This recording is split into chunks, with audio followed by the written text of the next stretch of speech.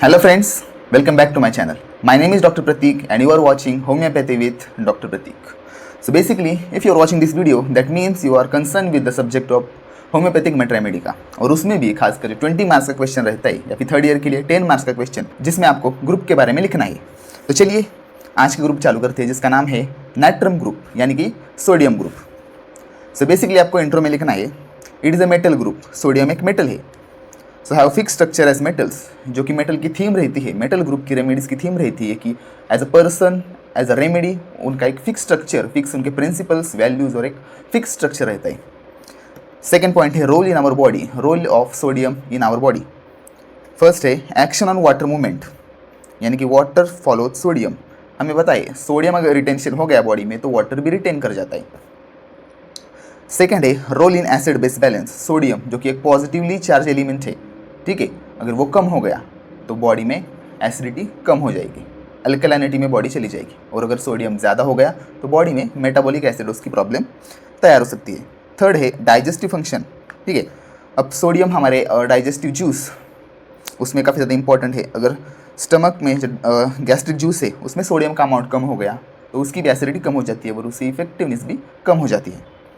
अब देखिए अगर हम नाइट्रम ग्रुप को अच्छी तरह से समझना चाहते हैं तो हमें नाइट्रम ग्रुप को डॉक्ट्राइन ऑफ सिग्नेचर, ठीक है, यानी कि नाइट्रम ग्रुप यहाँ पर बेसिकली किस चीज़, कौन सी रेमेडी का यहाँ पर रेफरेंस लिया गया है तो वो है नाइट्रम म्यूर, जो कि साल्ट से, कॉमन सॉल्ट से बनाई जाने वाली रेमेडी है। तो उसी नाइट्रम म्यूर का हमें डॉक्ट्राइन ऑफ सिग्नेचर यानी नाइट्रम म्यूर के ऐसे सिम्टम्स जिन्हें हम प्राकृतिक सिम्टम्स से रिलेट करेंगे, ठीक है। यहाँ पर देखिए सबसे पहले लेफ्ट साइड में नाइट्रम म्यूर के सिम्टम है, मिडल में नाइट्रम म्यूर के मेंटल्स और लास्ट में नाइट्रम म्यूर के फिजिकल्स। तो फर्स्ट सिम्टम है salt occurs in crystalline form. हमें पता है नमक क्रिस्टलाइन फॉर्म में पाया जाता है। तो मेंटल्स में क्या रहता है, जो नाइट्रम ग्रुप है तो नाइट्रम ग्रुप के जो मेंटल्स है उसमें हेल्दी फ्लो क्रिस्टलाइज हो जाते हैं, यानी कि हेल्दी फ्लो है जो थॉट्स का वो कंटिन्यू नहीं हो पाता। इसलिए यहाँ पर लिखा है blockage of healthy flow of emotions, crystallize emotions. देखिए अब नॉर्मल इंसान है, उसे अगर दुख हुआ तो वो शेयर करता है, इमोशंस फ्लो होते हैं उसके, लेकिन नाइट्रम ग्रुप का जो इंसान या फिर पेशेंट रहेगा वो इमोशंस कभी शेयर नहीं करता। इसीलिए यहाँ पर इमोशंस को क्रिस्टलाइज हुआ ऐसे बताया गया है, क्रिस्टलाइजेशन ऑफ इमोशंस।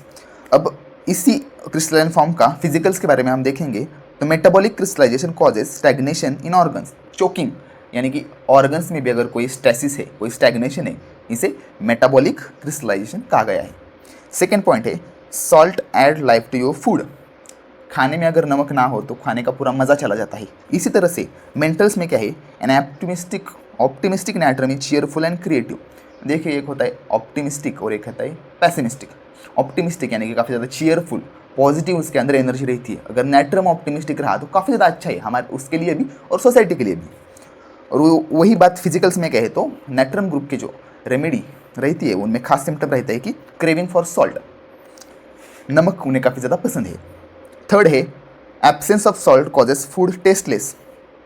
इसी का मेंटल्स में पॉइंट क्या है, अगर नाइट्रम पीपल डिप्रेस स्टेट में है तो वो बहुत ज़्यादा, मतलब ऐसा जब खाने से हम नमक हटा देते हैं उसी तरह की कंडीशन हो जाती है जब हम नाइट्रम ग्रुप या कि वो इंसान उससे अगर वो डिप्रेशन में चला गया, ठीक है, उसकी जो ऑप्टिमिस्टिक थी, पॉजिटिविटी थी, वो अगर डिक्रीज हो गई तो उसका भी टेस्ट चला जाता है।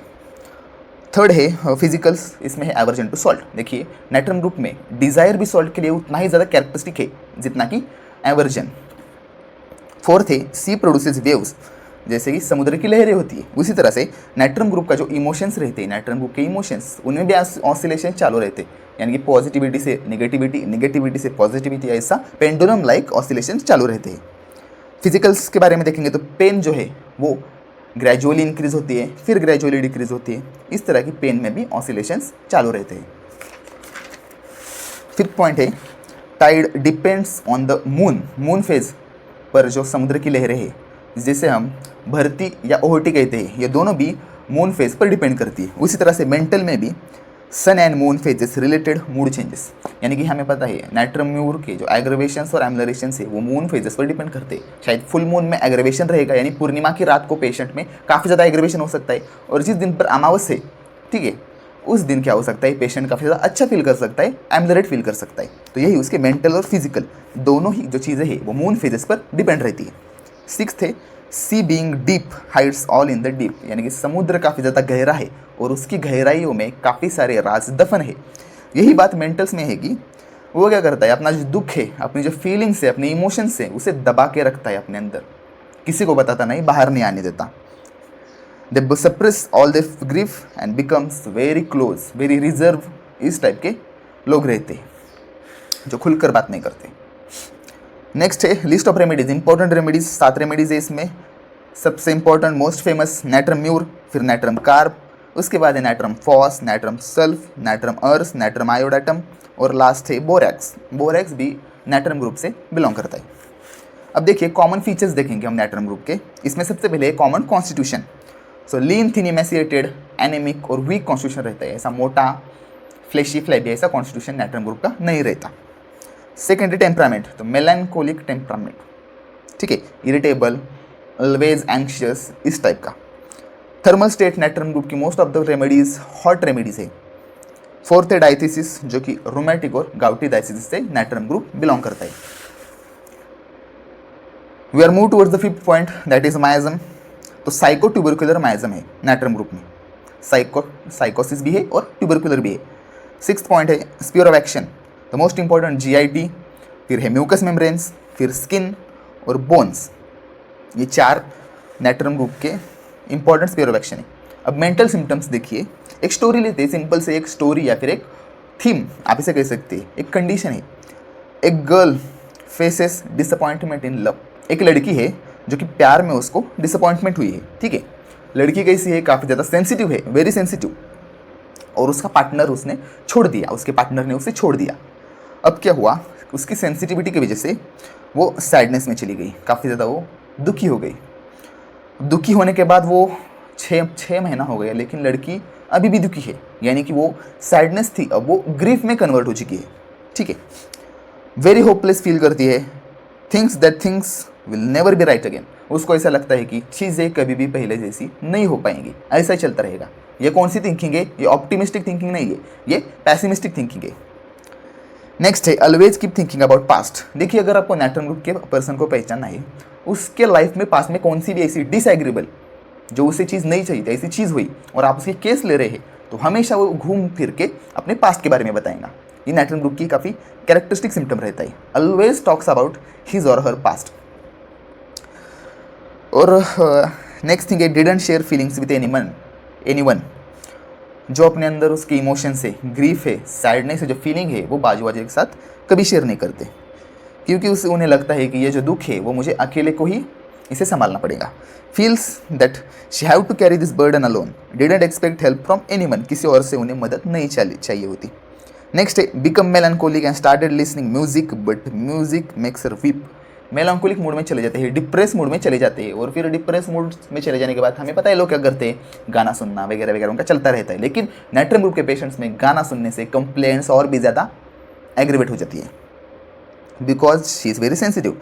तो इस पूरी की पूरी स्टोरी से हमने क्या क्या चीज़ें सीखी, तो सेंसिटिव है, ग्रीफ एलिमेंट्स फ्रॉम ग्रीफ की वजह से तकलीफ रहती है, पेसिमिस्टिक रहते हैं पर्सन, रिजर्व और क्लोज, खुल के बात नहीं करेंगे, अपनी इमोशंस को शेयर नहीं करेंगे, फीलिंग ऑफ बीइंग अलोन, उन्हें ऐसा लगता है मुझे अकेले ही ये सब इसका सामना करना पड़ेगा, अकेले ही, कोई भी मेरी मदद के लिए नहीं आएगा। और लास्ट है sensitive to music, music makes her all complaints aggravate.